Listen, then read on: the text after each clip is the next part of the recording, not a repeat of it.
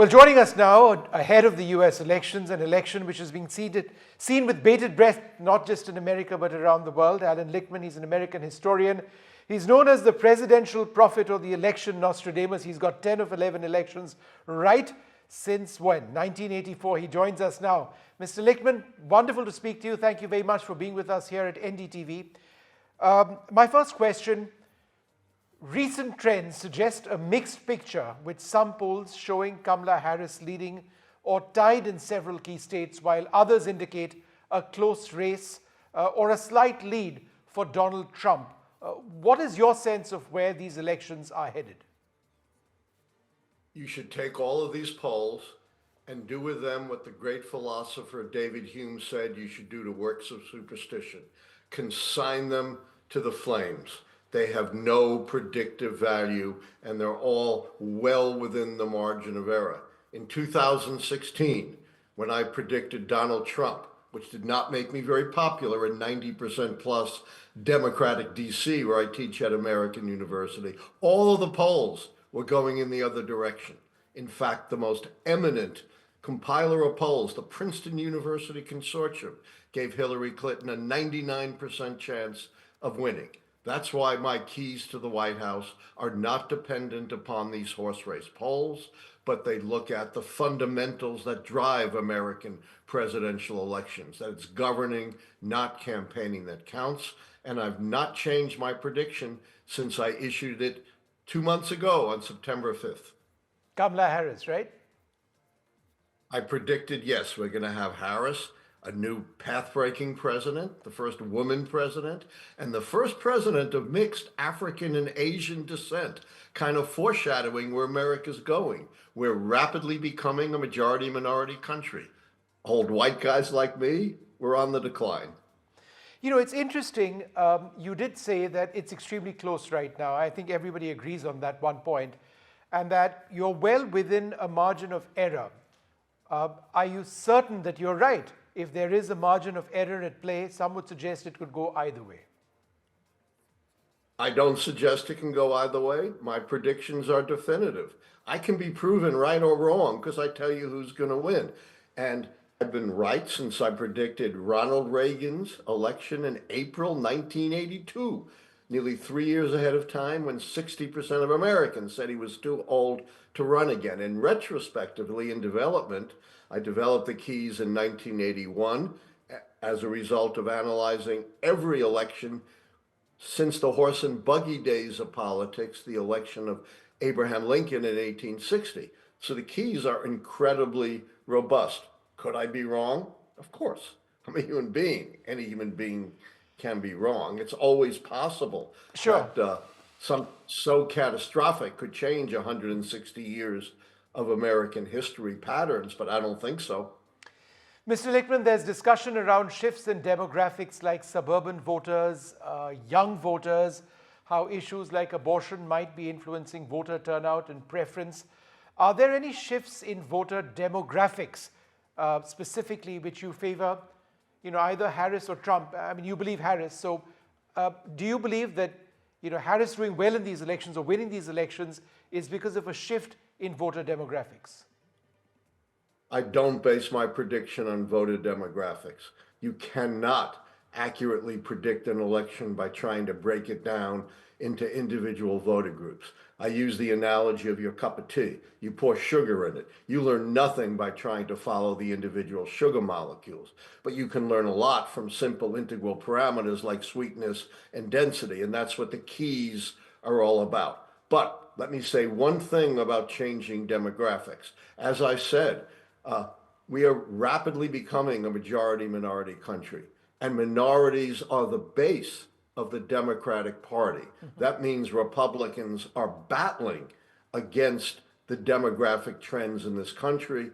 They can't create more old white guys, but that's why they're so desperately trying to limit the votes, particularly the votes of minorities, through all of these lawsuits and new rules and regulations, making it harder to vote. It's a rational, if reprehensible, political strategy.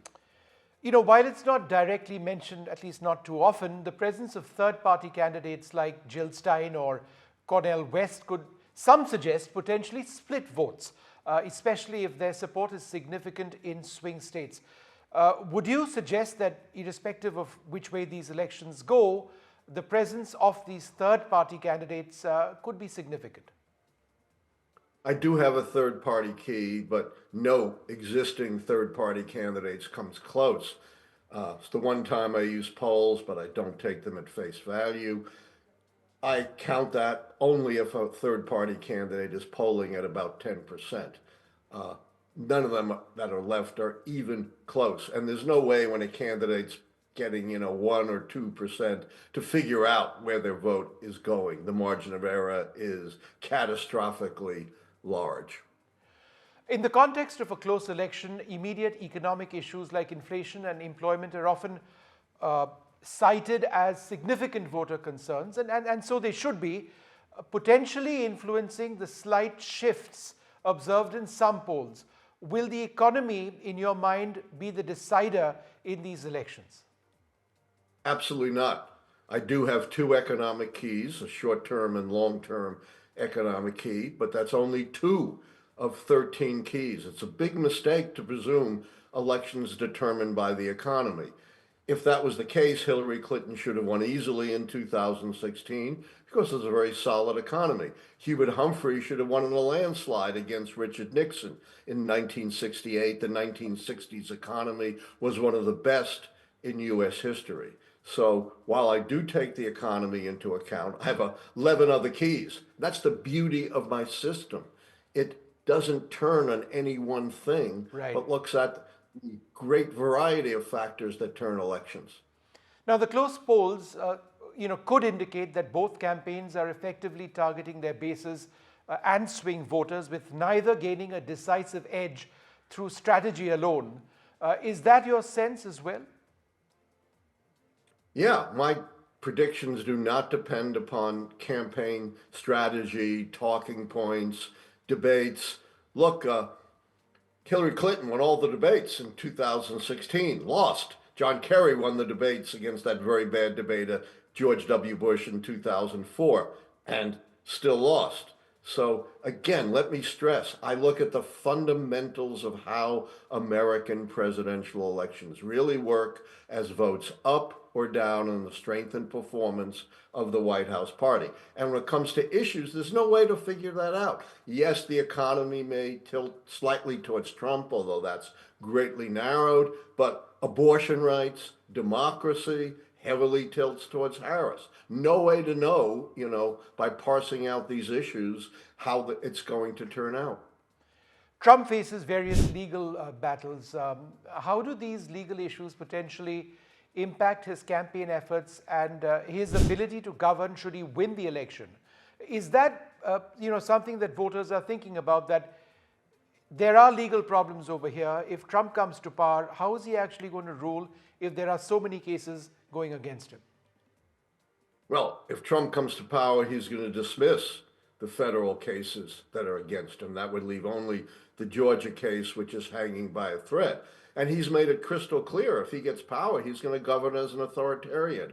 He said he's going to use the military against his political opponents, who he dehumanized as vermin, said were worse than Kim Jong-un, who machine guns his political opponents, who said he'll be a dictator on day one to drill, drill, drill. Well, drilling doesn't take place in one day. It takes months and years. And no one who's been a dictator on day one has ever voluntarily relinquished power. And his model is the authoritarian Viktor Orban of Hungary, who snuffed out the political opposition, snuffed out the free press. And he's now protected, if he won, by the Supreme Court decision giving him very broad immunity for very widely defined official acts. If that decision had been in effect in the 1970s, Richard Nixon would have gotten away with Watergate and our democracy would likely have died 50 years ago. It would be in great peril and might well die again if Trump wins and carries out all that he's indicated he's going to do. And the way democracies die and dictatorships take hold is when good people don't take seriously enough what a would-be authoritarian does and says. A final question: with abortion rights at the forefront of many voters' minds, how do Kamala Harris's and Donald Trump's policies on reproductive rights potentially sway suburban women, young voters, those in swing states? And how significant do you believe that this issue is in potentially having a serious impact in determining election outcome? I take your point that, look, it's no one issue. So I take the point that perhaps it's not just reproductive issues, but how significant is this as one of the major factors? Yeah, if I'm going to step outside my keys, okay, because I don't parse issues and look at it independently, I think it's of great importance. We have seen that the pro-choice side, the side of reproductive freedom, has won time and time again on abortion referenda in the states, including some deep red states like Kansas and Ohio. And so this is, for the Harris campaign, a front and center important issue. And if you're going to believe this new shock poll, by the way, you've probably seen it, that came out of Iowa, showing Harris ahead in, what should be a solidly red state of Iowa. The big message of that poll was Harris was ahead 20 points among women. And I have no doubt that reproductive rights plays into that lead. And if you then look at the early voting is dominated by women. These are very good signs for Harris. Allan Lichtman, wonderful speaking to you. A final question. Do you ever track the Indian elections? All right, final. Do you track the Indian elections? I'm curious to know. What's that? Do you ever track the elections in India, the country I'm in right now?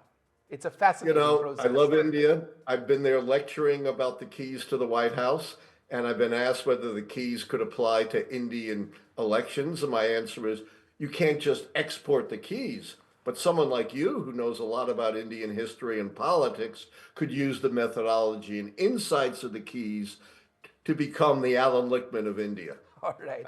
Well, that would be quite a task. But thanks once again for being with us. Thanks very much indeed. My great pleasure. Great interview. Take care.